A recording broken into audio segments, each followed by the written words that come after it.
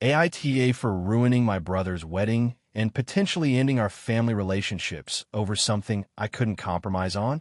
I, 28F, have always been close to my family, especially my younger brother Jason, 25M. We grew up in a fairly traditional household where our parents emphasized family unity and appearances. Over the years, I became more independent and outspoken, and my worldview shifted quite a bit from my parents' conservative stance. Jason, however, has always been a bit of a people pleaser and sought approval from our parents, so he tends to avoid conflict. About 6 months ago, Jason got engaged to Emily, 26F. On paper, she seemed perfect for him, polite, ambitious, and from a similar background. I met her a few times before the engagement, and while she was a bit quiet and reserved, I didn't dislike her. However, after the engagement, things started to unravel. Jason and Emily decided to have a traditional wedding in our parent city. From the start, I noticed that Emily had very specific ideas about the ceremony, down to the tiniest details. I usually have no problem with people wanting their wedding their way, but I have a strong dislike for dishonesty and manipulation, and I started noticing small behaviors that rub me the wrong way. For example, she repeatedly asked me to handle tasks she didn't want to do, claiming she trusted me more than anyone else, but she would often undermine me in front of vendors, changing decisions after I had already done the work. At first, I brushed it off, thinking it was just wedding stress, but the behavior escalated. 1 month before the wedding, I was asked to help organize the seating arrangement. I quickly realized that Emily was purposely excluding certain family members who had previously supported her, favoring people she considered more socially important. She also tried to manipulate me into moving a few of our cousins who she thought didn't fit the aesthetic of the wedding. I refused, telling her it was unfair and hurtful. She dismissed my concerns and said I was overreacting, claiming I was being too emotional. The breaking point came during a planning meeting about the ceremony itself. Emily insisted on a very specific religious component that neither Jason nor I were comfortable with. Our family is religious, but in a more moderate way, and the ceremony she wanted would have required Jason to make vows that he explicitly did not believe in. I raised this concern politely, explaining that it would be awkward and potentially upsetting to some family members, including our parents. Emily snapped and accused me of trying to ruin the wedding and controlling the situation. Jason tried to mediate, but he seemed torn between his fiancée and me. 2 weeks before the wedding, Emily sent me a long text demanding that I either stop questioning her decisions or face consequences. She also implied that if I didn't comply, she would make it known to our parents that I had been creating tension, framing me as the antagonist. I was furious. For the first time in my life, I told her point blank that I would not participate in any form of deception or manipulation at her wedding. I explained that if she continued treating me and my family in this way, I would have to remove myself from the situation entirely. Jason begged me not to escalate things. He said, "It's her day, and if you cause a scene, it will haunt the family forever." I understood his point, but I also felt a responsibility to stand up for what I believed was morally right. On the day of the rehearsal, Emily again tried to pressure me into doing tasks I wasn't comfortable with, including instructing family members to lie about seating arrangements. I refused, and the tension escalated. She publicly criticized me in front of our parents and several extended family members, calling me disruptive and selfish. I finally snapped. I stood up and told everyone exactly what had been happening: the exclusion, manipulation, and dishonesty. I also explained that Jason had been pressured into a ceremony component he didn't want.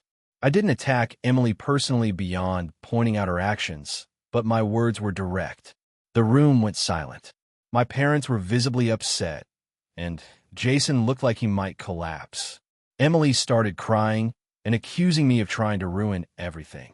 Our parents, who had always prioritized appearances, were furious with me for speaking out in front of everyone. Jason muttered something about wishing I had waited until after the wedding and stormed out. Emily followed him, and the rehearsal ended in chaos. After that day, I decided not to attend the wedding. I sent a detailed message to my parents and Jason explaining why I could not participate in a wedding where deception and manipulation were normalized. I try to frame it as my personal moral boundary rather than an attack on anyone, but they did not take it well. My parents accused me of being selfish and putting my moral stance above family unity. Jason hasn't spoken to me since the wedding, and my relationship with my parents is extremely strained. Some extended family members have reached out to say they understood my position, but the overall atmosphere is one of blame directed at me. Now I'm stuck in a complicated emotional mess. I feel morally justified, but I also recognize that my actions have hurt my brother and my family. I considered apologizing, but I don't feel like I did anything wrong in principle. At the same time, I'm aware that family dynamics are delicate and that this may have permanently altered my relationship with Jason and our parents.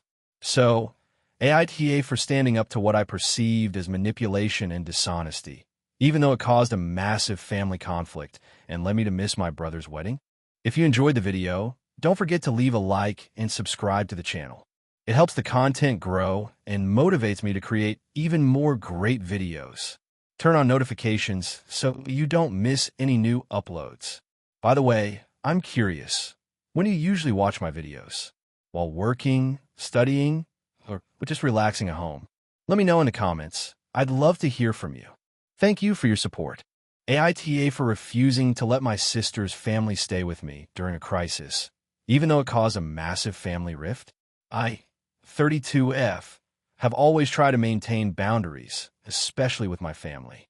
My sister, Jenna, 35F, on the other hand, has a history of taking advantage of people's generosity. She has 3 kids, ages 12, 10, and 7, and a husband, Mark, 36M, who tend to follow her lead without questioning her decisions.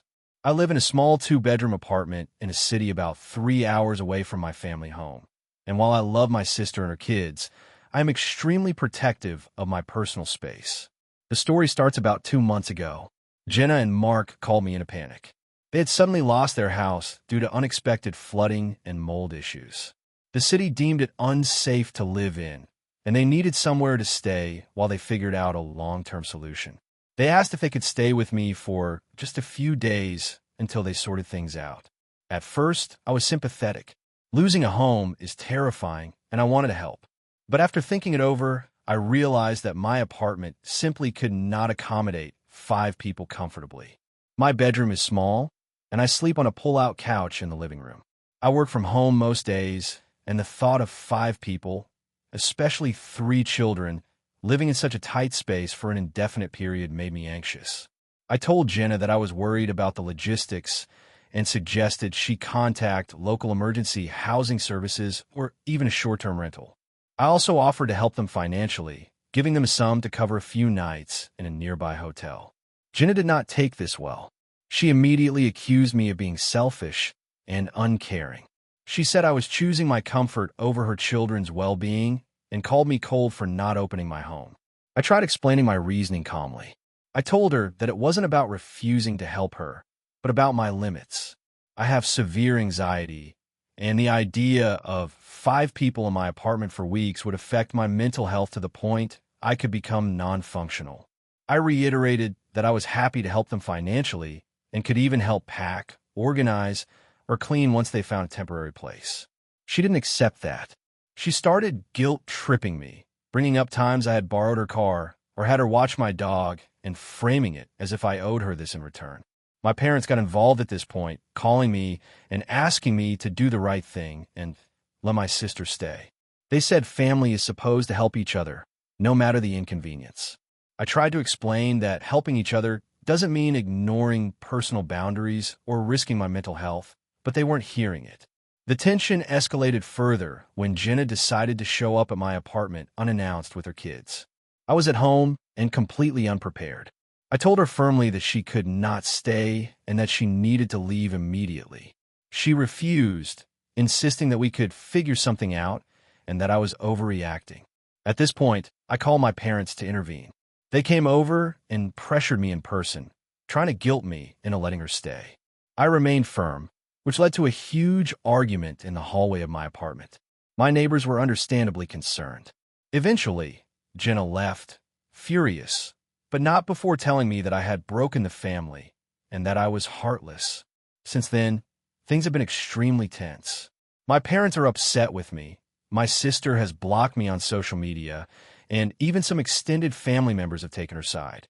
On the other hand, I have had a couple of friends tell me that I was completely justified, that I have the right to protect my home and mental health, and that offering financial help was more than reasonable.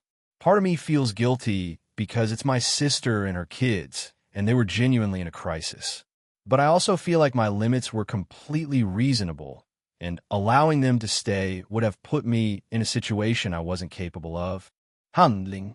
My sister's reaction, as well as my parents', has left me questioning whether I overreacted. Did I handle the situation poorly? Was I selfish for prioritizing my own space and mental health over helping my sister and her family? I want to emphasize that I wasn't dismissive of their needs entirely. I helped them find hotels, offered financial support, and spent hours helping them research emergency housing and rental options. I simply could not have them stay in my apartment, and I refused to apologize for that.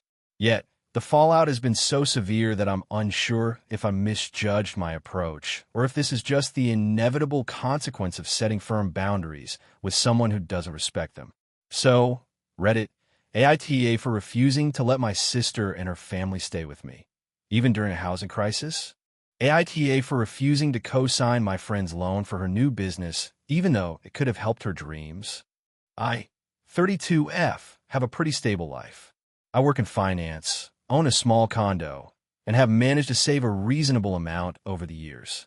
I'm careful with money and extremely wary of debt, not because I don't understand it, but because I've seen friends and acquaintances get burned when they overextend themselves financially. My friend, Tessa, 31F, has been talking about starting her own boutique bakery for the past couple of years. I have always encouraged her passion for baking. She's incredibly talented, and her cakes and pastries are genuinely amazing. However, I've also known Tessa to be very financially reckless. She tends to spend impulsively and has a history of taking out loans she struggles to repay. A few months ago, Tessa came to me with a big request. She had finally found a commercial space she loved and wanted to take out a business loan to cover renovations and equipment. She explained that the bank required a co-signer because her credit history was considered risky. She asked me if I would co-sign the loan. She said it would be temporary, that she was sure the business would thrive, and that she wouldn't ask me for anything else beyond co-signing. At first, I was taken aback. Co-signing a loan is a huge responsibility. If she defaults, I am legally responsible for paying back the loan, and that could severely impact my credit and financial stability. I tried to express my concerns. I explained that while I believe in her talent and want to support her dream, co-signing a loan was too risky for me. I offered alternatives.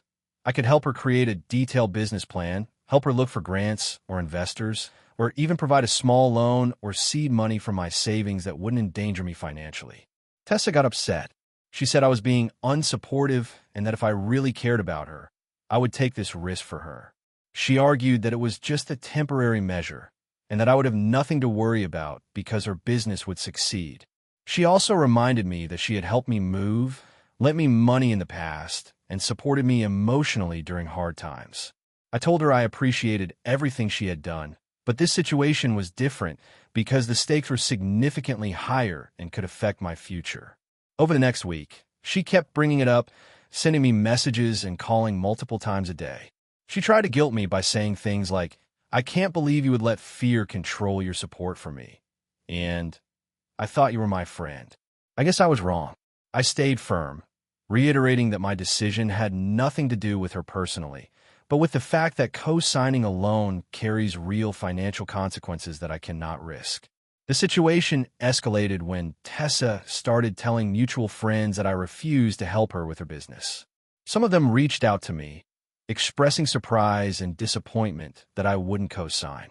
I tried explaining my side, but Tessa had already framed it as me being selfish and unsupportive. I felt frustrated and somewhat isolated because I knew my concerns were valid. Tessa also started making passive-aggressive remarks in person, like, "I guess some friends are only there when it's easy," and not everyone has the courage to take risks for their friends. I found this unfair. I am willing to help. I just have boundaries around my financial security. I even helped her draft a business plan, found potential investors, and researched small business grant for her. But nothing seemed to satisfy her. For her, it was either co-sign the loan or I wasn't supportive at all. Her behavior started affecting my mental health. I began feeling anxious every time she texted or called. I worried about how this would affect our friendship long-term. I also felt guilty because I know she's passionate about her bakery, and I truly wanted her to succeed. At the same time, I knew that saying yes could put me in a precarious situation for years. Eventually, she decided to move forward with someone else co-signing her loan, and her bakery is now operational. She still talks to me, but there's a noticeable tension. She occasionally makes comments about how I didn't believe in her or didn't support her dreams, which makes me feel conflicted. On one hand, I feel I did the right thing for my own financial security. On the other hand, I feel guilty that my refusal might have hurt her or made her think I wasn't a true friend. I've reflected a lot on the situation.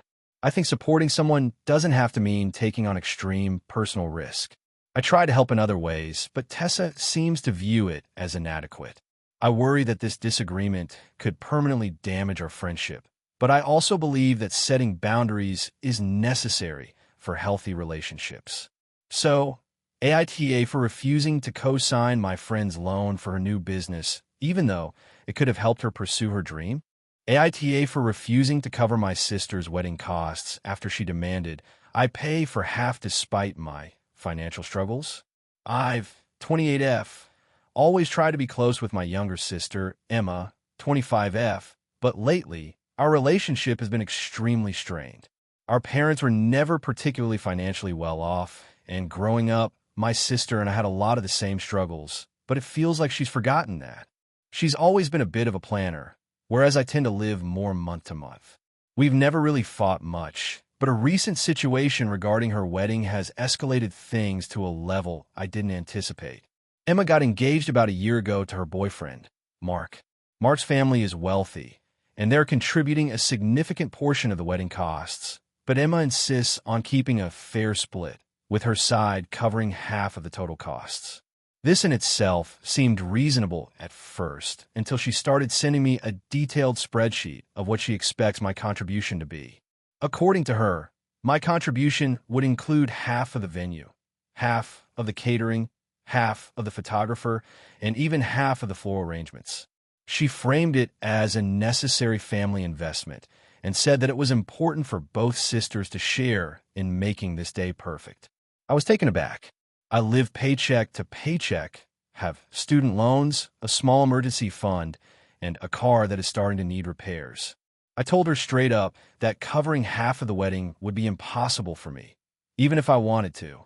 I tried to suggest alternatives, like helping with planning, handling invitations, or DIY projects to contribute without having to shell out tens of thousands of dollars.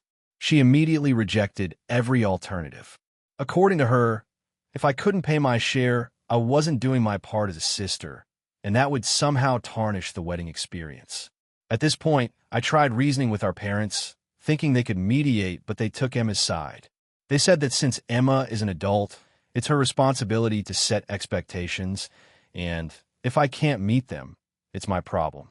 I reminded them that I don't have a high income, but they insisted that family obligations sometimes require sacrifices. I pointed out that the idea of sacrificing tens of thousands of dollars I don't have is not realistic, and that my contributions should be measured in time or effort, not just money, but they brushed it off. After multiple attempts to negotiate, I told Emma firmly that I could not pay half of the wedding costs, period. She reacted by cutting me off on social media and sending me a long message calling me selfish, ungrateful, and accusing me of trying to ruin her wedding. I felt blindsided. I wasn't asking her to cancel the wedding or expecting her to compromise on anything luxurious. I just couldn't afford it. The situation escalated when my extended family got involved. Several of our cousins have shared the spreadsheets Emma sent them, and some have started asking me when I'll pay my share. I feel like the pressure is unreasonable and manipulative. Emma's fiancé Mark, apparently told her that this is just how things work in wealthy families and that everyone should chip in to make it perfect. I get that in some circles, maybe, but I don't live in that world. I told her multiple times I'd contribute in non-financial ways, organizing decor, helping with seating charts, helping on the day itself, but she refuses anything that isn't a direct financial contribution. My friends are split on this. Some think I'm right to refuse because I'm not wealthy and shouldn't be forced into financial strain for someone else's wedding.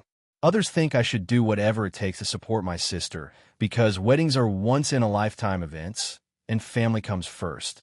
I personally feel that my sister is being entitled and that the expectation of me contributing tens of thousands of dollars is unrealistic and unhealthy. I'm worried that if I try to participate financially, I could go into debt or ruin my own stability. A week ago, Emma escalated further by threatening to exclude me from the bridal party entirely if I don't pay.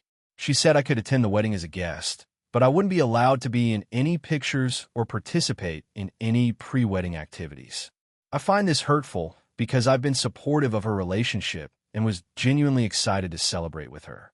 I don't understand why my refusal to pay more than I can afford should result in complete exclusion from the moments we were supposed to share as sisters.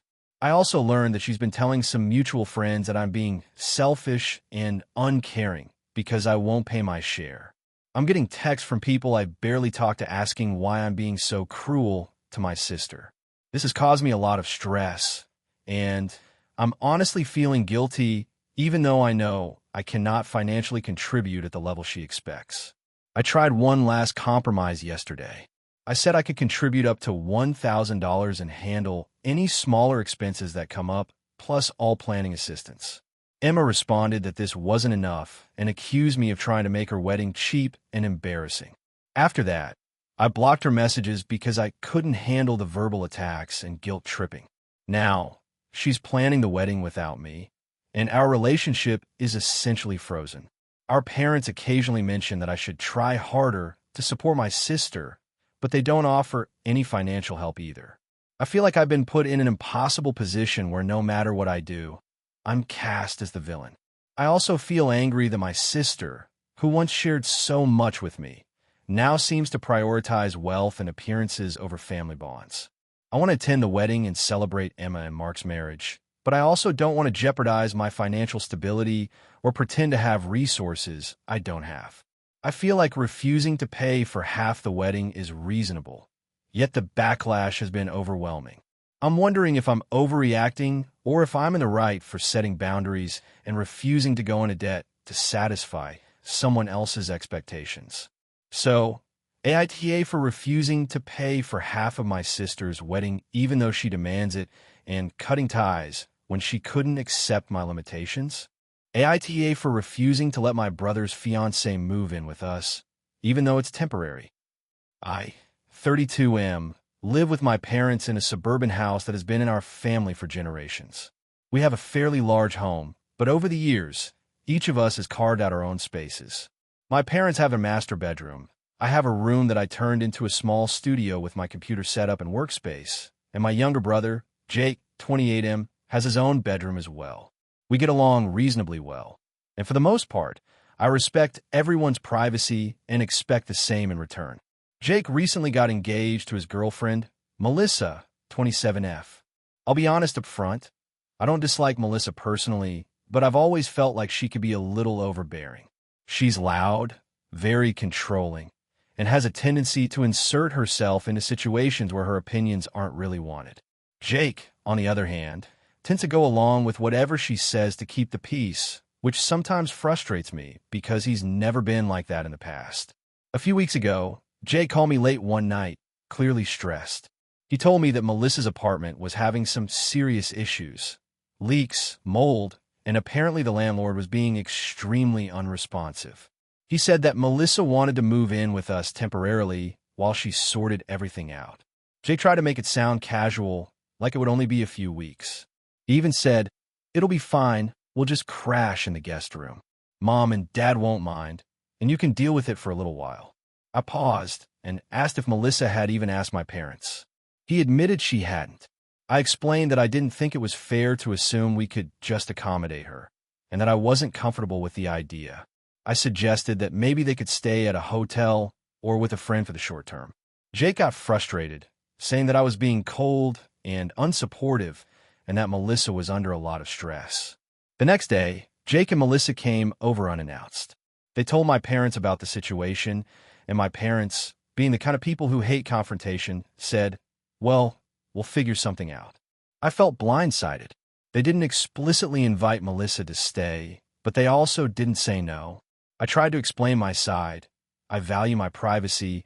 I've been living in my room working on projects and trying to maintain some independence in a house full of people, and adding another adult to the mix for an indefinite period would be disruptive. Melissa interrupted, saying, "It won't be long. We'll just be out in a few weeks. It's not a big deal." I countered that even a few weeks can be a long time when you're living in someone else's house, and that it's not about being unkind. It's about boundaries. Jake started getting defensive and said, "You've never liked me bringing anyone over anyway." I reminded him that I've always been fine with visits. I just draw the line at moving in temporarily, which is different from a visit. Things escalated when Melissa suggested she could stay in my old room, which I had set up as a studio. She claimed she could make herself small and that it wouldn't interfere with anything. I told her flatly that I was not willing to give up my room. That room is my workspace, my private area, and I needed to function both professionally and personally. Melissa looked shocked and said, "You're being ridiculous. You've never been like this before." I explained that my previous tolerance for guests did not mean I was okay with someone moving in indefinitely. At that point, my parents got involved.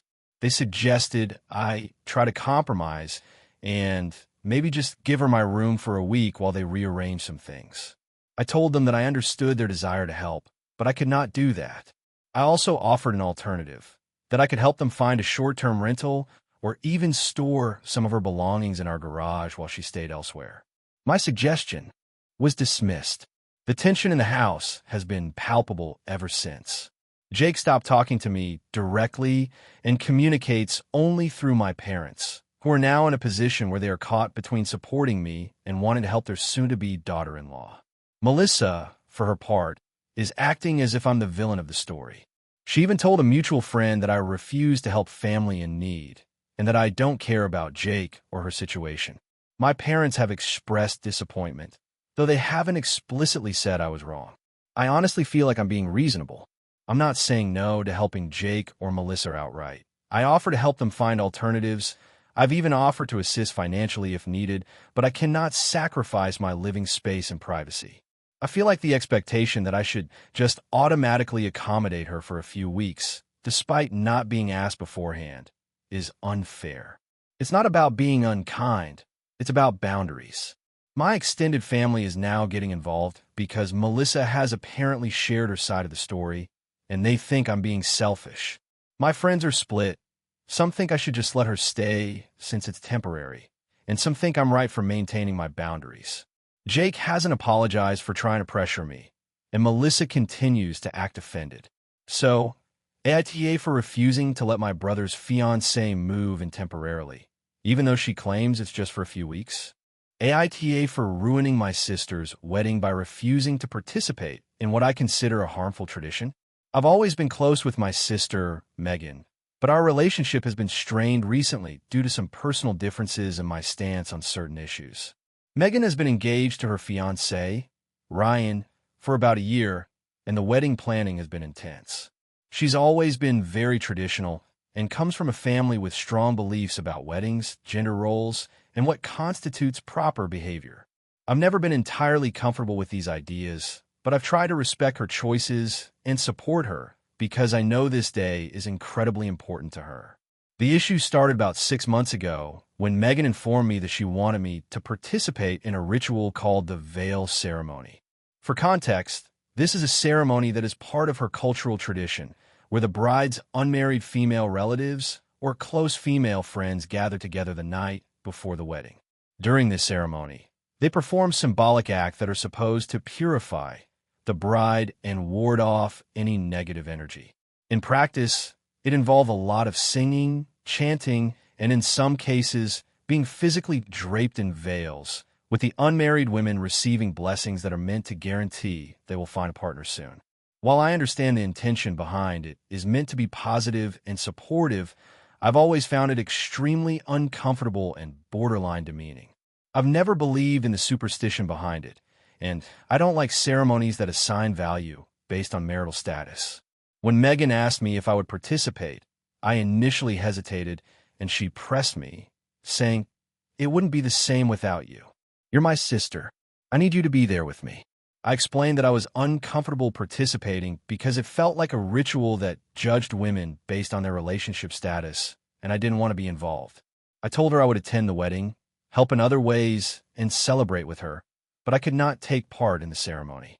At first, she seemed understanding, but as the wedding date got closer, the tension grew.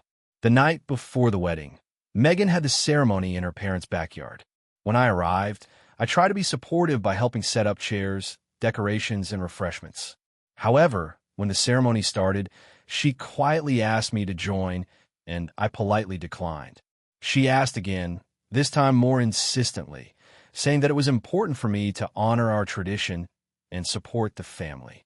I explained again that I was not comfortable, but she snapped at me, saying, "You're always so selfish. This day is about me, and you're making it about yourself." Her friends and some family members started looking at me awkwardly, and I could feel the tension rise. I stepped back and offered to take photos or hand out refreshments, anything to help without participating in the ritual itself. Things escalated when Megan's mother got involved. She confronted me, saying, "Your sister is asking you to be part of this. You're ruining the tradition and embarrassing her in front of everyone."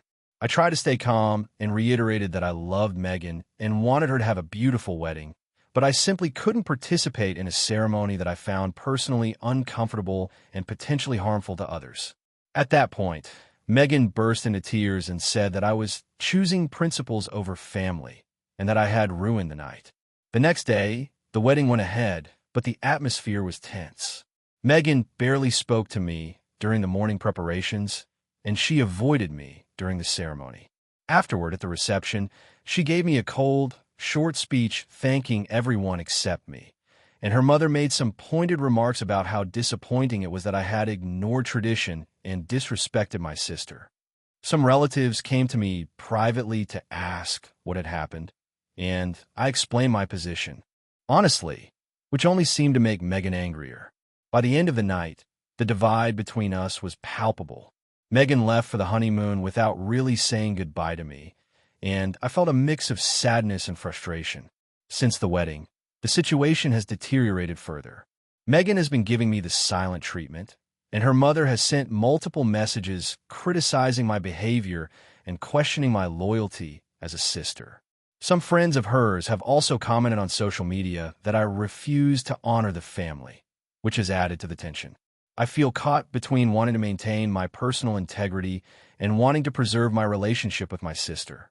I love Megan deeply, but I also can't in good conscience participate in something I believe is harmful or reinforces outdated ideas. I've reflected on the situation many times. Part of me wonders if I should have just gone along with it to avoid conflict, but another part of me believes that doing so would have been dishonest and might have made the ritual feel legitimate in a way I fundamentally disagree with. I'm trying to find a way to repair the relationship without compromising my values, but Megan hasn't responded to my attempt to communicate. So, Reddit AITA for refusing to participate in a wedding ritual I find uncomfortable, even though it upset my sister and her family. AITA for refusing to let my sister's boyfriend move in, even though she said it was temporary. I 30F, live in a small one-bedroom apartment that I've worked hard to rent and maintain. I like having my own space, quiet, and a sense of order. I've always been independent and careful about who I let into my personal life and home. My sister, Jessica, 27F, has always been more social and spontaneous, and while I love her, our lifestyles are very different. A couple of months ago, Jessica called me late at night, panicked. Her boyfriend, Tom, 28M, had apparently gotten kicked out of his apartment due to a dispute with his roommate. She asked if he could stay with me for just a few days until he figured things out. She assured me he was polite clean, and respectful, and that it would only be temporary. Feeling guilty and wanting to help, I agreed, thinking it would only be for a few nights. The first night went okay. Tom was polite on the surface, but he immediately started acting as if my apartment was his home. He rearranged the living room furniture slightly because he said it would be more comfortable, left dishes in the sink without cleaning them, and helped himself to snacks. I try not to make a big deal out of it, assuming it was temporary and manageable. By the end of the first week, it was clear that Tom had no intention of leaving soon. Jessica kept calling to check in, telling me he was sorting things out and would be gone soon, but weeks passed. He began smoking inside my apartment, even though I explicitly told him not to, leaving clothes and shoes around the living room and bedroom, and constantly using my kitchen without asking. He also left lights, the heater, and the TV on for long periods, which increased my utility bills. I spoke with Jessica, explaining that I couldn't host someone indefinitely and that my apartment wasn't equipped for long-term guests. She became defensive, insisting I was being unreasonable and that families should help each other. I agreed that families should support each other, but I also told her that I have boundaries and responsibilities that can't be ignored. 2 weeks later, Tom asked if he could move in officially because he and Jessica were planning to get an apartment together but didn't have enough for a deposit. He phrased it as casual, but Jessica called me immediately afterward, saying, "I think it's fair if he stays for a month or two. He's basically family now." I was taken aback. This was no longer a short-term favor.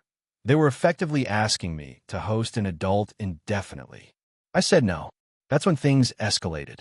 Jessica began sending me guilt-laden texts, saying I was making him feel unwelcome and not caring about family.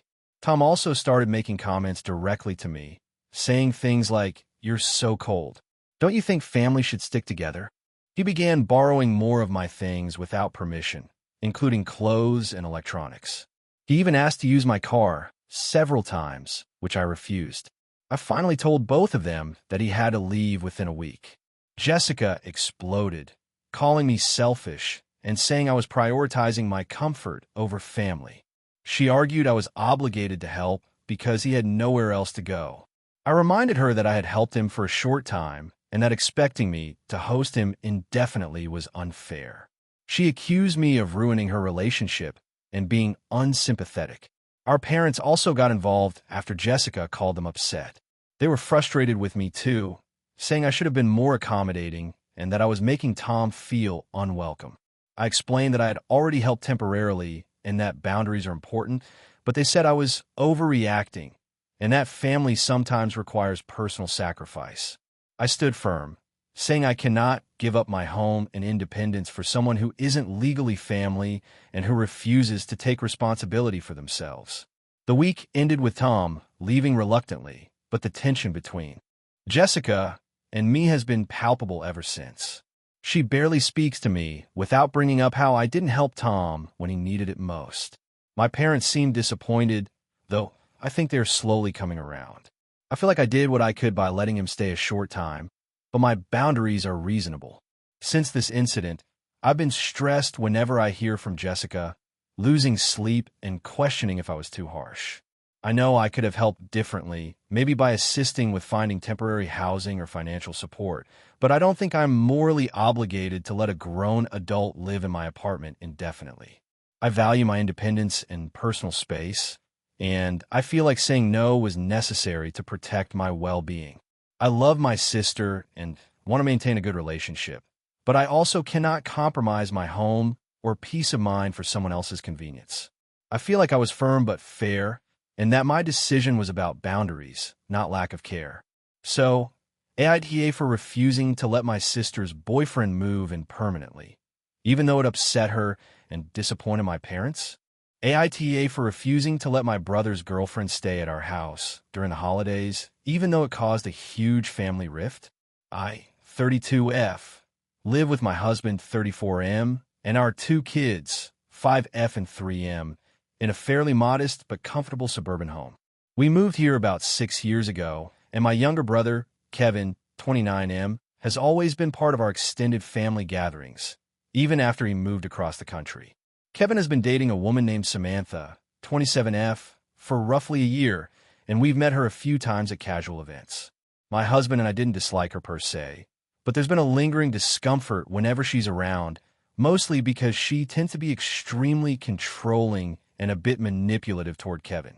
She also has a habit of trying to take over everything, from family conversations to holiday planning, which can be frustrating.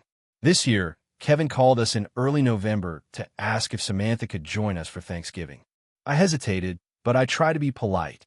I explained that our house is small, and with 2 young kids, things can get a bit chaotic, and it might not be the most relaxing environment for someone who likes everything to be perfectly organized.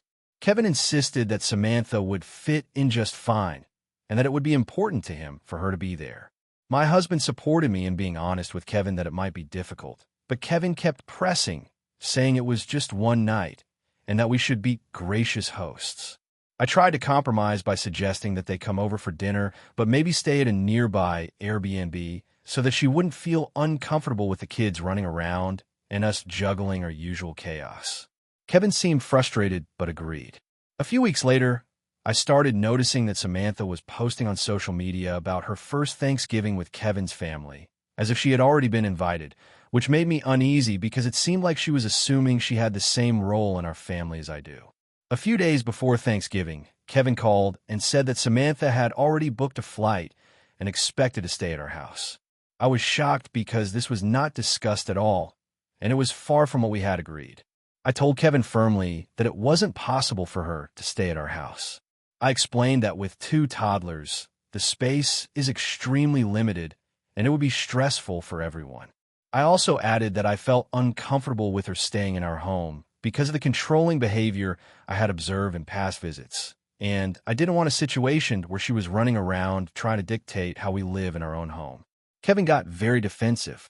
He accused me of being unwelcoming and said I was trying to push him away from the family. He said Samantha felt like part of our family already and that it was cruel to treat her differently.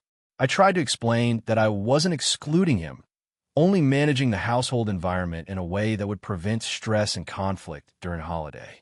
He didn't accept it.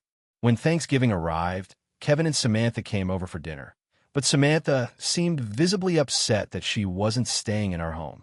She made several passive-aggressive remarks throughout the evening, criticizing the way the table was set, the type of food we served, and even how our kids were behaving. I tried to stay polite, but the tension was palpable. My husband noticed that our kids were also picking up on Samantha's negativity, and he quietly suggested that I ask them to go play in another room, which I did. After dinner, Kevin tried to argue again about why I wouldn't allow Samantha to stay. I reiterated that our home is our sanctuary, especially with young children, and that having a guest who felt entitled to control things would create unnecessary stress. He left abruptly with Samantha, clearly upset. Since then, my parents and several extended family members have called me, expressing disappointment. They say I was cold and didn't try hard enough to include Samantha, and that Kevin was just asking for a little consideration. My husband and I discussed this at length, and he fully supports my decision, saying that a short visit for dinner is more than fair, and that our home is not a hotel for people who haven't asked permission. The aftermath has been messy. Kevin has barely spoken to me, and Samantha has posted several cryptic messages on social media, implying that I am hostile and judgmental. Some relatives have taken their side, saying I should have bent the rules to keep the peace. I understand wanting to be welcoming, but I genuinely feel like I drew a reasonable boundary in my own home. I also worry that letting her stay would set a precedent, and every holiday or family gathering could become more stressful and intrusive if we don't assert boundaries now. I feel torn because I don't want to alienate my brother, but I also cannot compromise my family's comfort and emotional well-being.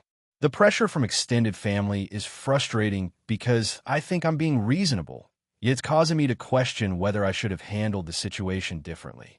So, AITA for refusing to let my brother's girlfriend stay at our house, even though it caused a rift in the family? Hey friends, if you enjoy this content, don't forget to like the video and share your thoughts in the comments. We really want to know what you like and what can be improved.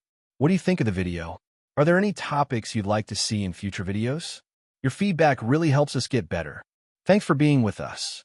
AITA for confronting my brother about his controlling behavior during our family vacation.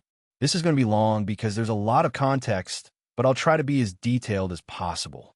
I, 29F, have a younger brother, Jason, 26M, and our family has always been close but a bit complicated.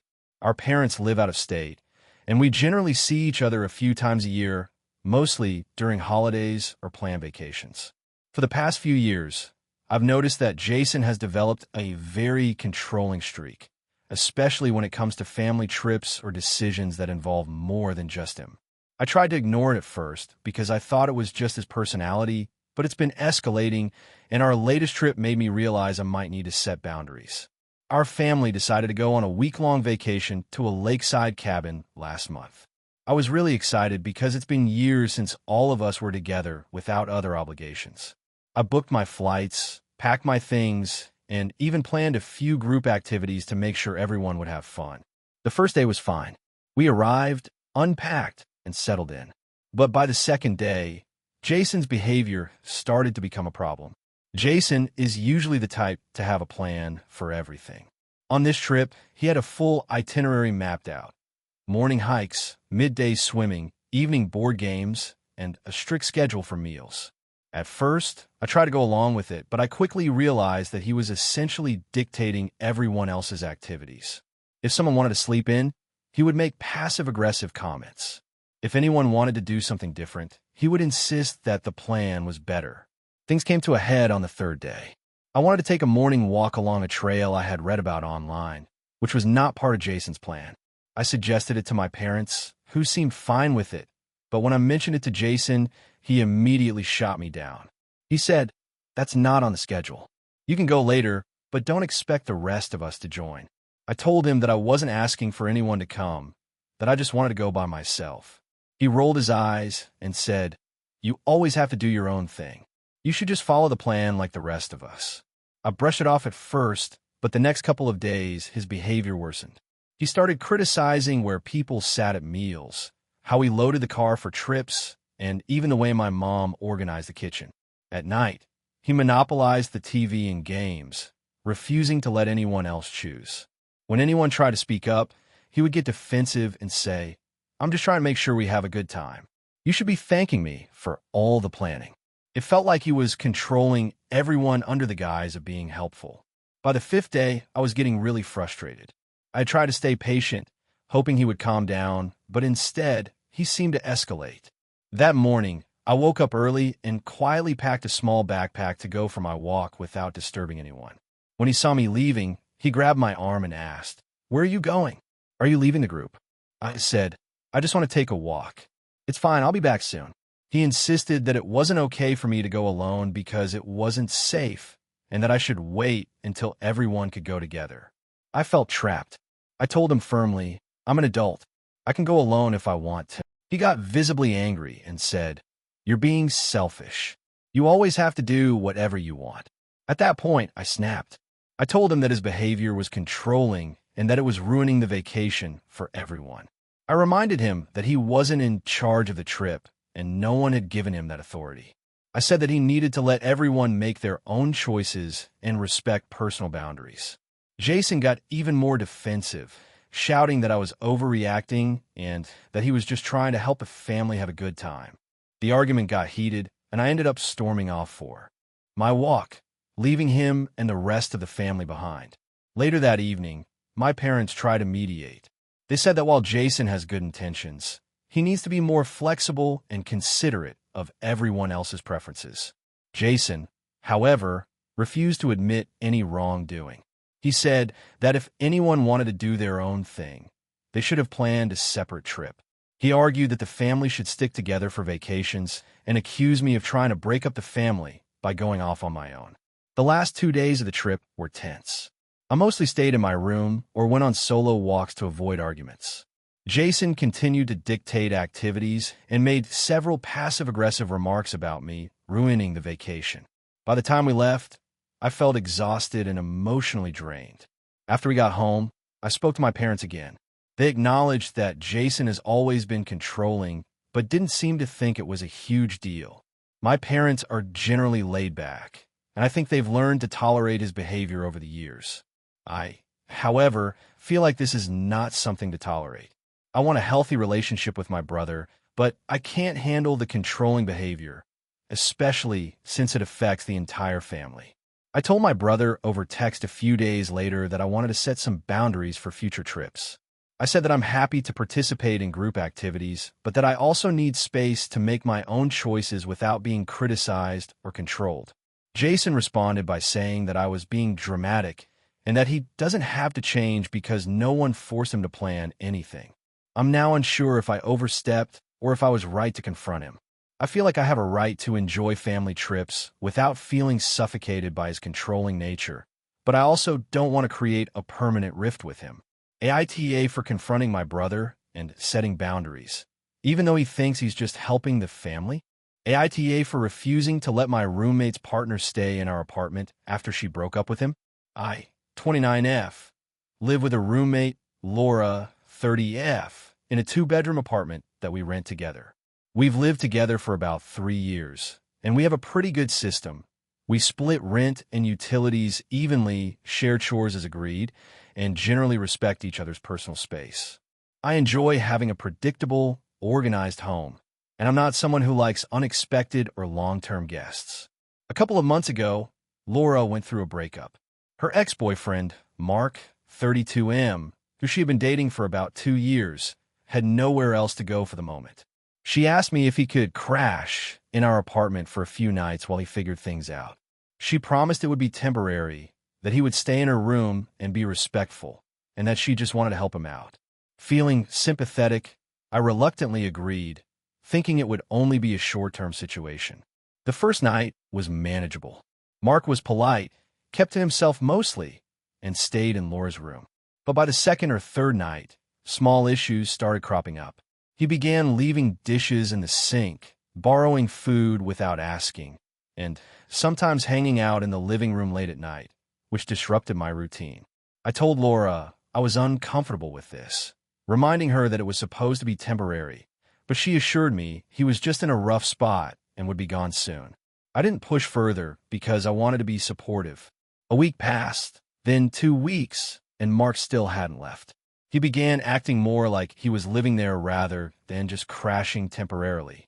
He started using my bathroom products without asking, leaving his clothes in the laundry room, and taking up space in the living room with his personal items. He even borrowed my laptop once without permission. I tried to address it with Laura, but she downplayed the situation, saying that I needed to be more understanding and that he was just going through a tough time. By the 3rd week, it became clear that Laura had no plan to ask him to leave, and she even suggested that he might stay until he find a new apartment, which could be months. I explained that this was unacceptable. Our apartment is small, and having a 3rd adult living here indefinitely is not something I agreed to. Laura argued that since they had been together for years, it felt like helping family and that I was being unreasonable. I told her I was happy to support her in other ways, but hosting someone long-term in my home was beyond my comfort level. Mark's behavior also became more intrusive. He started making passive-aggressive comments about me not being welcoming, borrowing more items, and acting as if the apartment was partially his. He would leave lights and electronics on, take up space in the living room during the day, and even invite one of his friends over without asking. I repeatedly told him that he needed to respect my boundaries, but he dismissed me, saying he was only trying to survive and that I should be more compassionate. Finally, I had a serious conversation with Laura. I told her clearly that Mark could not stay in our apartment any longer and that she needed to ask him to leave within a week. She got very upset, saying that I was being selfish and unsupportive, and accused me of not caring about her or his well-being. She argued that he had nowhere else to go and that I was putting her in a difficult position. I stayed firm, explaining that I understand he is going through a hard time, but I have rights as a tenant and boundaries that cannot be crossed. This led to tension between us for several weeks. Laura barely spoke to me without bringing up how I didn't help her when she needed it most, and Mark sent me passive-aggressive messages and comments whenever he saw me in the apartment. Some mutual friends have expressed that I should have been more accommodating, while others say I was completely justified in maintaining. My boundaries. I've reflected on my actions. I did help initially and offered other forms of support, helping Laura find temporary housing for Mark, lending advice, and even suggesting financial assistance she could provide him that wouldn't affect me. I did not ask for this situation, and hosting someone indefinitely without my consent would have seriously disrupted my life, finances, and mental health. Since Mark finally left, our apartment has returned to normal, but the relationship with Laura is strained.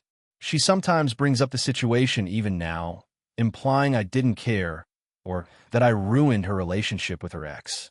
I feel guilty because I want to maintain a good friendship and living situation, but I also feel justified. I set reasonable boundaries and try to help in ways that didn't compromise my independence or well-being. I'm stressed about the lingering tension, but I also know that saying no to an unreasonable situation was necessary. I don't want to feel responsible for someone else's housing problems at the expense of my own mental health and safety. So, AITA for refusing to let my roommate's ex-boyfriend stay in our apartment indefinitely, even though she argued it was temporary and he had nowhere else to go. AITA for standing up to my sister about her parenting choices, even though it caused a huge family rift. I've always considered myself the more responsible one in my family. My sister, Emma, is 3 years younger than me, and we've had a history of clashing personalities. Growing up, she was always the free spirit, doing what she wanted without thinking about consequences, while I was more cautious and organized. Our relationship has always been a mix of deep loyalty and intense arguments, depending on what was at stake. Recently, our differences escalated in a way that I never anticipated, and now the whole family is divided. I'm still unsure if I was wrong or if I actually did the right thing by intervening. Emma has 2 children, ages 4 and 7, and she is a single mother.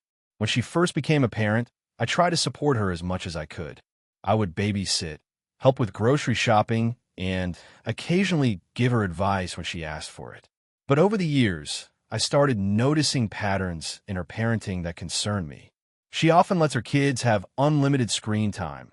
She rarely enforces rules consistently, and she has a tendency to use guilt as a disciplinary tool. At first, I tried to keep my thoughts to myself because I didn't want to come off as judgmental. But then a few incidents happened that pushed me past my breaking point. The first major incident was last summer.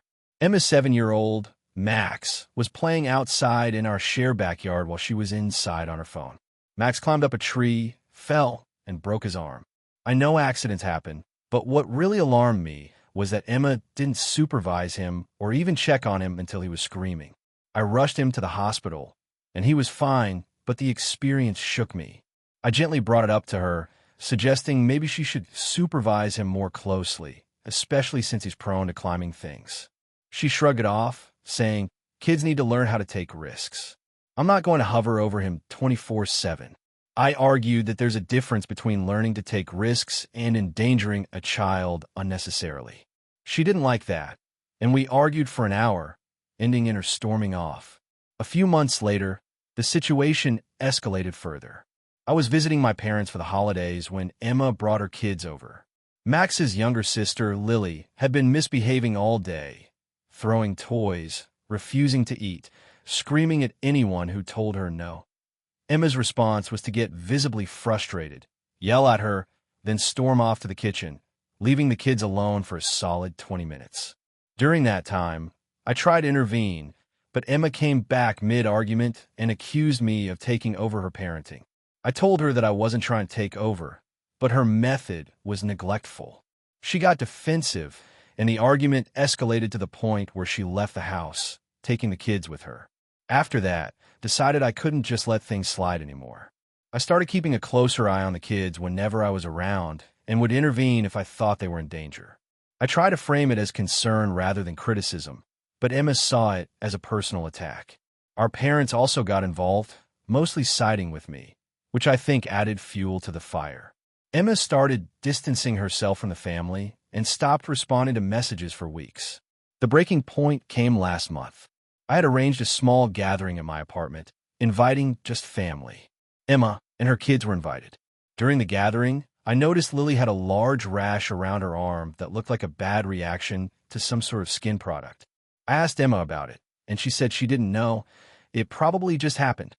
I pressed, asking if she had applied any creams or soaps recently, and she admitted she had been using a new chemical-laden lotion on her. I was concerned because the rash was spreading and the child seemed uncomfortable. I told her I thought she should take Lily to a doctor immediately, but she brushed it off and said it would be fine. At that moment, I lost my patience.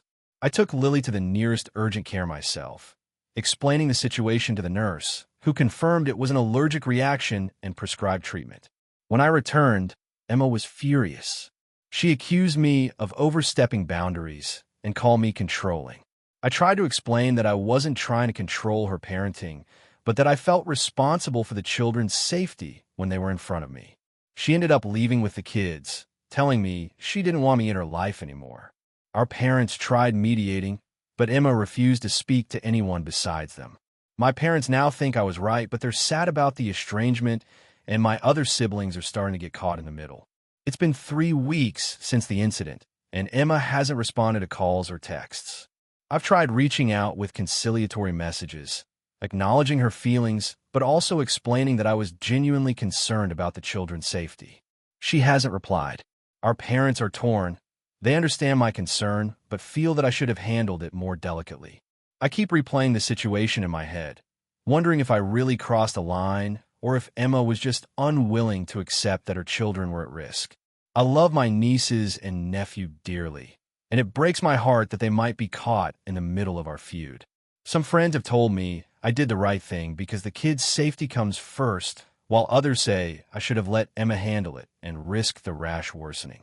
I feel guilty because I never wanted to lose my sister, but I also can't shake the feeling that doing nothing would have been far worse. I just don't know if I went too far by taking Lily to the doctor myself, even though it was clearly necessary. I'm also struggling with the fact that my actions have caused a family rift that might take years to heal. So, AITA for stepping in and prioritizing the kids' safety over my sister's feelings, even though it resulted in a major fallout with her and the rest of the family. AITA for refusing to host my sister's wedding at my house, even though she insisted it would save money for the family. So, a little context first. I, 33F, live in a moderately sized house in the suburbs. I've always kept it nice, not extravagant, but comfortable and well kept. My sister, Jenna, 29F, is engaged to her fiancé, Matt, 30M, and they've been planning their wedding for almost a year. From the start, Jenna made it clear that she wanted the wedding to be big, with around 150 guests, a formal dinner, a live band, and all the typical frills. The problem is, she also repeatedly mentioned that she didn't want to spend too much money on a venue. And here's where I come in. Jenna started dropping hints that my house would be perfect for the wedding. It's a decent size, has a nice backyard, a pool, and an open floor plan. She said it would save so much money for the catering and decorations. At first, I thought she was joking. I mean, who casually hosts 150 people in their home? But then she started seriously asking me. She even invited Matt over to inspect the house and talk logistics. They had lists of what furniture would have to be moved, where the tables would go, how they could rent tents, etc. I told her multiple times that my house wasn't suitable for a wedding of that size, and that I didn't want that kind of responsibility. I offered to help them look for venues, and even offered to host a smaller pre-wedding party or rehearsal dinner, but she insisted. Jenna's argument was that my house was perfect, it was sentimental, and it would save thousands of dollars in venue costs. She also kept bringing up how our parents would appreciate it since they were on a fixed budget for travel and gifts. I started getting stressed just thinking about the potential chaos. Hundreds of people, rental furniture, alcohol, caterers walking through my home, possible damage to my property, and cleaning up afterward. I even consulted a few friends who host parties professionally, and they all said it would be a nightmare and that it would be unreasonable to expect me to host. After a few weeks of back and forth, Jenna started guilting me, saying things like, "I can't believe you won't do this for me. It's just one day. You're my sister, and you don't love me enough to help." She also brought up the fact that I had hosted family gatherings in the past, which is true, but those were small, like 15 to 20 people max. This, however, was entirely different. I finally said no. I explained that my house wasn't suitable, that I didn't want to deal with the stress, and that I didn't think it would be safe for everyone with the number of guests she wanted.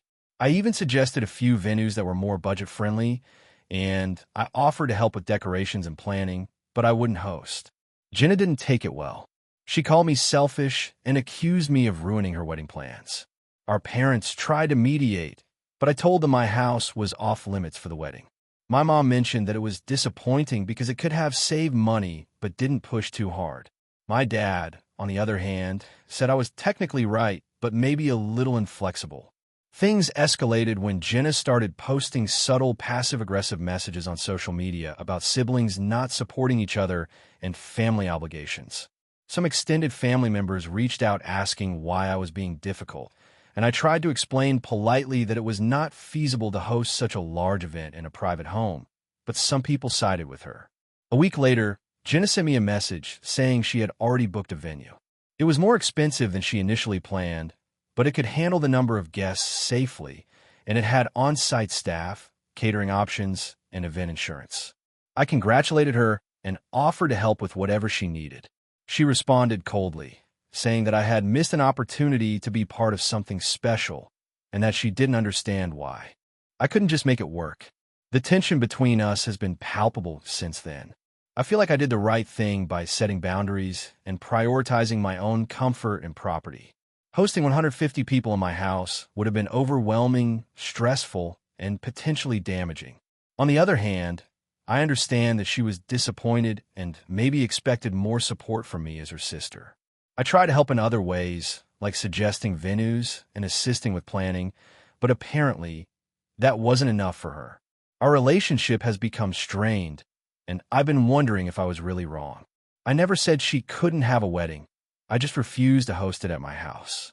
I've had friends tell me I did the right thing and that she's being unreasonable, while a few others think I could have at least tried to compromise, like having a smaller backyard wedding with fewer guests. But even a scaled-down version would have involved renting tents, chairs, and tables, and still required major cleaning and prep on my part. So, Reddit, AITA for refusing to host my sister's wedding at my house, even though she insisted it would save money? I feel like I drew a reasonable boundary, but I also don't want to be viewed as unsupportive or selfish, especially by family. I'm genuinely curious where others stand because I keep going back and forth between feeling justified and feeling guilty. AITA for telling my sister she can't bring her boyfriend to our family vacation after years of bad behavior. So this is going to be a long one, but I'll try to keep it organized. I, 29F, come from a pretty close-knit family. We have a tradition of going on a family vacation every year, just the siblings and our parents, and sometimes a partner if it's a serious relationship. My sister, Emma, 27F, has been part of this tradition her entire life, and until recently, it's always been smooth sailing. Emma started dating someone named Kyle about a year ago. At first, he seemed normal enough. They met through work, and I didn't have a strong opinion either way. Over time, however, it became clear that Kyle has some behavioral issues that clash badly with the dynamic of our family. I've tried to be patient, thinking maybe he just needed to warm up, but several incidents over the past year made it hard for me to ignore. The first red flag was when he came over for a casual Sunday dinner. He immediately criticized how our mom cooked the food, saying things like, "This is way too salty," and "Do you even know how to cook properly?" My mom is an excellent cook and takes pride in her meals. Everyone was stunned, and Emma just laughed it off, saying he's honest and funny, but I felt disrespected on behalf of my mom. The second issue came during a small birthday party we had for our dad. Kyle showed up late and brought a gift that was clearly last minute, some generic gift card, and then spent most of the evening scrolling on his phone and making snide comments about the food, the music, and even the decor. My younger brother tried to make conversation, and Kyle gave one-word answers and then criticized his choice of clothes. By the end of the night, everyone was frustrated, and I remember my dad saying quietly, "I don't understand why she's with him." I didn't say anything at the time, but I agreed silently. The third and final straw, in my opinion, happened during Christmas.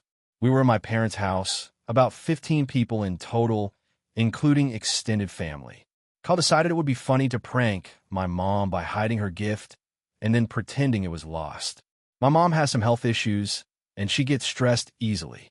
She ended up crying, and the rest of us had to calm her down. Emma laughed at first, but eventually apologized on his behalf.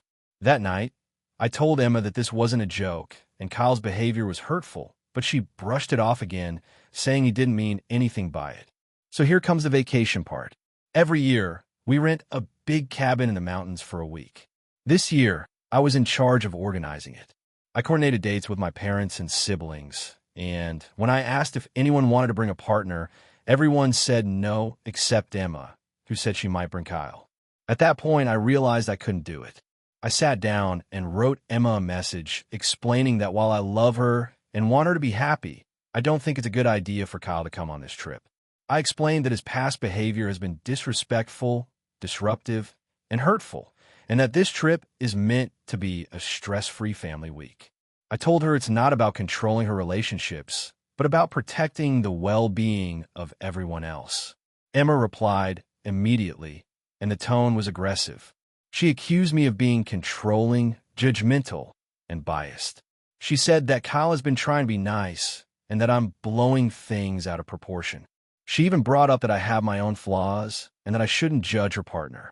I responded calmly, reiterating that this isn't a judgment on her or their relationship. It's about how he behaves in group settings and how that affects everyone else. Then she went nuclear. She started posting passive-aggressive comments on social media, implying that I was family-phobic and trying to ruin her happiness. She also called our parents to complain, and they were caught in the middle. My mom said she didn't want to get involved, and my dad was frustrated, but eventually agreed that the vacation should stay peaceful. Emma has been giving me the silent treatment for the past week and keeps sending me texts accusing me of being a terrible sister. She said that by excluding Kyle, I'm trying to control her life, and that I've turned a fun tradition into a battlefield. I tried to explain that the goal was never to exclude her, just her boyfriend, and that she can still come and we can have a great week together, but she refuses to discuss it further. Now I feel guilty. On one hand, I truly want to maintain the family vacation tradition and make it enjoyable for everyone. On the other hand, I can't shake the feeling that allowing Kyle to come would ruin the trip and put my parents, siblings, and myself in uncomfortable situations. I keep imagining scenarios where he makes rude comments or pranks someone, and it makes me anxious. Some of my friends say I'm in the right for setting boundaries, while others think I'm being too harsh and that I should learn to accept him if she loves him. I understand that she loves him, but I also feel responsible for the family dynamic. I'm torn between wanting to include her and wanting to protect everyone else from stress and potential conflict. So AITA for telling my sister she can't bring her boyfriend on the family vacation, even though I've allowed partners to join in the past when they were respectful. Additional context, Kyle has never apologized for the pranks or rude behavior. He seems to think it's funny. Emma has brought up the idea of him coming to smaller family events, but I've already said no to a couple because of past incidents. Other siblings are quietly supportive of my decision, but don't want to get involved in the argument. My parents are tired of the conflict, but support the idea that the vacation should be low stress. I'm trying to figure out if I crossed a line by setting this boundary, or if I'm justified in prioritizing the family's comfort over including a difficult guest. AITA for refusing to let my sister's fiancé take over my family's vacation plans? I, 29F, have always been the planner in my family. Growing up, I organize holidays, road trips, and even small weekend getaways. It's something my family has always relied on me for, and honestly, I enjoy it. I like the logistics, the research, and seeing everyone happy because everything went smoothly. My sister, Jenna, 27F, has never had much interest in planning trips, which is fine, but I've always taken the lead when we go on family vacations. A few months ago, Jenna got engaged to her fiancé, Mark, 30M. Mark is great in many ways, but he has this tendency to try to control things that don't belong to him. He's not malicious. He just likes having everything done his way and struggles to compromise. We were planning our family vacation for the summer. It's a tradition to go to the mountains for a week. Everyone usually pitches in ideas, but I handle the itinerary, lodging, and activities because coordinating 6 adults, 2 teenagers, and 2 younger kids is a lot of work. I sent a group email in March with some suggestions, dates, and a few lodging options. Jenna responded excitedly, but Mark jumped in immediately with his own ideas. At first, I tried to be flexible, suggesting we could incorporate some of his ideas into the itinerary, like a day hike he recommended. But then he started taking over more things, questioning every choice I made. He didn't like the cabin I picked because it wasn't modern enough. He argued that the grocery store I suggested was too far and that our activities were too boring. He even went as far as sending a separate email to other family members, suggesting they vote on his alternatives instead of mine. I confronted him politely in a text, saying I understood he wanted to say, but I was organizing the trip and we needed to stick to one planner to avoid confusion. Jenna got defensive and said I was being territorial and should let Mark help more. I explained that my problem wasn't with Mark personally, but with how he was trying to override the plans entirely. The situation escalated when Mark suggested that we scrap the cabin entirely and rent a luxury villa with a private chef, pool, and multiple bedrooms. The price was more than double what we were planning to spend. I told him this wasn't feasible and reminded him that we had agreed on a budget. Mark accused me of being controlling and said I was ruining the fun for everyone. I felt frustrated because I wasn't trying to ruin anything. I just wanted a vacation that worked for the whole family without breaking the bank. Jenna tried to mediate, but she kept siding with Mark, saying, "It's not fair for you to dictate everything. You're the same way every time." I reminded her that I'm the one who takes care of the logistics and that no one else usually does. Mark then suggested we cancel the trip entirely unless I let him take the lead. That was when I snapped. I sent a firm group email saying that I was not going to let him take over the planning. I outlined the budget, the dates, the cabin, and the activities, and stated clearly that if he wanted a luxury villa with a private chef, he could book a separate trip for himself and Jenna. The family was split. Some of our relatives supported me, saying they were grateful for my organization and didn't want to deal with multiple conflicting plans. Others said I was being inflexible and that it would be nice to compromise. Jenna was hurt and said I was being rude to Mark, who just wanted to help. Mark, feeling rejected, started passive-aggressively criticizing the itinerary to other family members, pointing out better options and cheaper ways to do things. I ignored it, and eventually, the trip went ahead as I planned. The vacation itself was great. Everyone enjoyed themselves, no major issues, and the kids especially loved the activities I arranged. Mark kept making comments during the trip about how he would have done it better but didn't actively sabotage anything. After the vacation, Jenna and I had a serious conversation. She said she felt like I didn't respect her choice to involve Mark and that I should have been more accommodating. I told her that I respect her choices, but this was about practicality and logistics, not personal feelings. She argued that I could have let Mark plan part of the trip, maybe a day or two, and I said I didn't see that working because he would have tried to redo everything. She eventually agreed to disagree, but there's still tension between us. Some extended family members have privately told me I should have compromised more and allowed Mark some say, while others have said I did the right thing standing my ground. I feel like I was protecting the vacation from chaos, but I'm starting to wonder if I came off as too controlling or unkind. AITA for refusing to let my sister's fiancé take over the planning of a family vacation, even though it caused tension with both him and my sister. AITA for refusing to let my cousin live with me after she said she was between jobs. I, 31F, live alone in a small 2-bedroom apartment that I rent in the city. I've worked hard to be independent, pay my bills on time, and maintain a stable, quiet home environment. I like having control over my space and routine and generally prefer not to have long-term guests because my apartment is small and I value my privacy. My cousin, Emily, 29F, has always had a history of financial instability and living arrangements that tend to fall apart. She recently broke up with her boyfriend and lost her apartment because she couldn't keep up with the rent. She reached out to me one evening, asking if she could stay with me temporarily because she was between jobs and didn't know where else to go. She promised it would only be a week or two, that she would pitch in for groceries, and that she would be as low maintenance as possible. I hesitated, but eventually agreed, thinking I could help her out for a short time.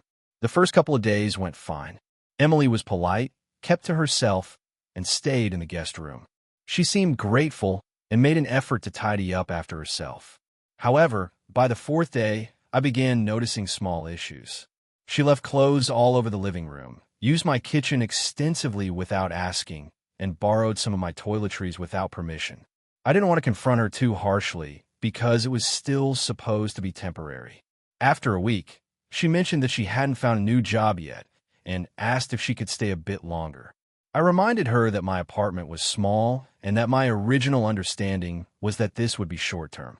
She said she understood, but implied that finding a place was taking longer than expected and that I should understand her situation. I told her I could not commit to an indefinite stay and that she needed to start making concrete plans for housing. She seemed annoyed, but didn't push further at that point. By the end of the second week, the situation started to deteriorate. Emily brought more of her belongings over, leaving them scattered in the living room and guest room. She began cooking meals at odd hours, leaving dirty pans and dishes in the sink, and frequently left lights and electronics on, which increased my utility bills. I tried to be patient, but it was beginning to feel like she was treating my home as her own. Things escalated when she told me she might need to stay until I find a steady job, implying it could be months. I explained firmly that my apartment isn't suitable for long-term guests and that I cannot accommodate her indefinitely. I also suggested alternatives. She could look into short-term rentals, stay with other family members, or even consider a temporary sublet. She refused these options, saying that nothing else would work and that I was being selfish for not helping her. The tension increased further when Emily began making comments about my behavior in front of mutual friends and family. She framed it as me turning my back on family and being uncaring. Some friends started messaging me, asking why I wasn't helping her more, which added pressure and guilt. I tried explaining my position. I had already helped temporarily, offer guidance, and provided advice on job searching and housing, but I could not compromise my living situation indefinitely. Emily's behavior became more intrusive as well. She started using my laptop and phone without asking, borrowing clothes, and inviting friends over without telling me. I asked her multiple times to respect my boundaries, but she acted annoyed and sometimes argued that I was overreacting. It was clear she was taking advantage of the situation, despite initially framing her request as a temporary emergency. After about 3 weeks, I had a serious conversation with her. I told her she needed to leave within a week because I could no longer accommodate her, and that this was final. She became emotional, crying and saying that I was heartless and abandoning her when she needed family the most. She accused me of valuing my comfort over helping her, which made me feel guilty, but I also knew I had reached my limit. She finally found a short-term sublet and moved out, but the relationship between us is strained. She still occasionally brings up the situation, implying that I am cold and unsupportive. I feel conflicted. I wanted to help her, and I did help for a short time, but I also had to protect my independence, finances, and mental well-being. I've reflected on the situation extensively. I think helping someone doesn't require putting myself in a vulnerable or indefinite position. I tried to support her in reasonable ways, temporary accommodation, advice, and helping her search for options, but she seemed to view any limit as a betrayal. I feel stressed and anxious about the tension in our family caused by this, but I also feel justified. I have boundaries, and saying no in this case was necessary for my own health and stability. So, AITA for refusing to let my cousin live with me indefinitely after she claimed she was between jobs and initially said it would only be temporary. AITA for confronting my brother about his parenting choices at his wedding. So, this happened over the weekend, and honestly, I'm still processing everything. I, 33F, have a younger brother, Jake, 29M, who has always been a little unconventional. He's brilliant, charming, and extremely ambitious, but he's also impulsive and has a tendency to bulldoze over people without realizing it. Up until now, I'd mostly tolerated it, but the past few years have brought out some real tension between us. Jake got married this Saturday to his fiancée, Laura, 28F. I was excited for him and happy that he seemed to have found someone who could match his energy. I flew in from another state for the wedding, and my husband, David, 34M, came with me. Our relationship with Jake has always been a mix of love and exasperation, but we generally try to keep things civil. The wedding itself was beautiful, vibrant flowers, a gorgeous venue, and the most stunning cake I've ever seen. However, things started to unravel during the reception. Jake and Laura have a 2-year-old daughter, Sophie. In all honesty, is adorable but extremely energetic. Sophie has a lot of behavioral issues that Jake and Laura seem to either ignore or treat lightly. At the reception, Sophie was running around unsupervised, climbing on chairs, spilling drinks, and even tried to grab the microphone during the speeches. Several guests, including myself, were concerned, but Jake and Laura kept brushing it off, saying she was just being a kid. I admit, I've always been opinionated about parenting. David and I don't have kids yet, but we've been around enough families to notice patterns, and honestly, Sophie's behavior has been a concern for a long time. I tried to mention it gently before, but Jake tends to get defensive. At the wedding, though, it reached a tipping point. Sophie knocked over a full glass of champagne onto one of Laura's elderly aunts, who was clearly shaken. I watched Jake laugh it off while cleaning it up, and something in me snapped. I pulled Jake aside and said, quietly, "Jake, you need to seriously think about how you're handling Sophie. She's hurting people and could seriously get hurt herself." He immediately got defensive, saying, "It's her wedding day, can't you relax? She's a kid, and she'll be fine." I said that I understood it was a special day, but that laughing off dangerous behavior wasn't okay. He rolled his eyes and walked away. Things escalated when Sophie climbed onto the buffet table, and I instinctively grabbed her before she could fall. Jay came over and grabbed her from me, saying, "I got it, thanks," but his tone was sharp, like I had done something wrong. That's when I made a decision I didn't expect. I called Laura over and said, "Laura, you need to either control Sophie or let someone responsible handle her. She's putting everyone at risk." Laura looked shocked and defensive, repeating that she didn't want to spoil the fun and that Sophie needed freedom. I told her that freedom was one thing, but safety and manners were non-negotiable. The room went silent. Guests were whispering, some looking embarrassed. Jake grabbed my arm and pulled me aside, angrily saying, "This is humiliating. You can't tell my wife how to parent on our wedding day. Leave it alone." I told him I couldn't ignore it while people were being put at risk, and that if they were going to treat this as a joke, I would step in whenever necessary. He stormed off, and I went back to the table where Sophie was, making sure she didn't hurt herself or anyone else. After that, things were tense. Jake barely spoke to me, and Laura avoided me entirely. Some guests came over to thank me quietly for keeping the kid from wreaking havoc, while others shot me looks that clearly said, "You ruined the mood." The rest of the wedding passed without major incidents, but the atmosphere was awkward, to say the least. The next day, Jake texted me saying he was disappointed in how I handled things and that I had crossed a line by criticizing his parenting publicly. I replied that I understood it was their wedding, but my concern for Sophie and everyone else's safety couldn't be ignored. He hasn't responded since. Our parents are upset as well. They feel I overstepped, but they also acknowledge that Sophie's behavior has been difficult to manage. David is on my side, saying that keeping a child from potentially harming herself or others is not something to apologize for. I feel torn because I didn't want to overshadow Jake and Laura's wedding, but I also couldn't ignore what I saw as negligence. I honestly thought I was helping, not humiliating anyone, but the backlash from my family and Jake has made me question whether I really handled it appropriately. I've never been the type to pick fights at family events, and this has left me feeling guilty yet conflicted. So, AITA for confronting my brother and his wife about their daughter's behavior during their wedding. I genuinely try to be careful, but I can't help thinking that letting things slide could have ended badly. At the same time, I realize that publicly criticizing someone's parenting on their wedding day is probably not something most people would condone. Thank you for watching until the end.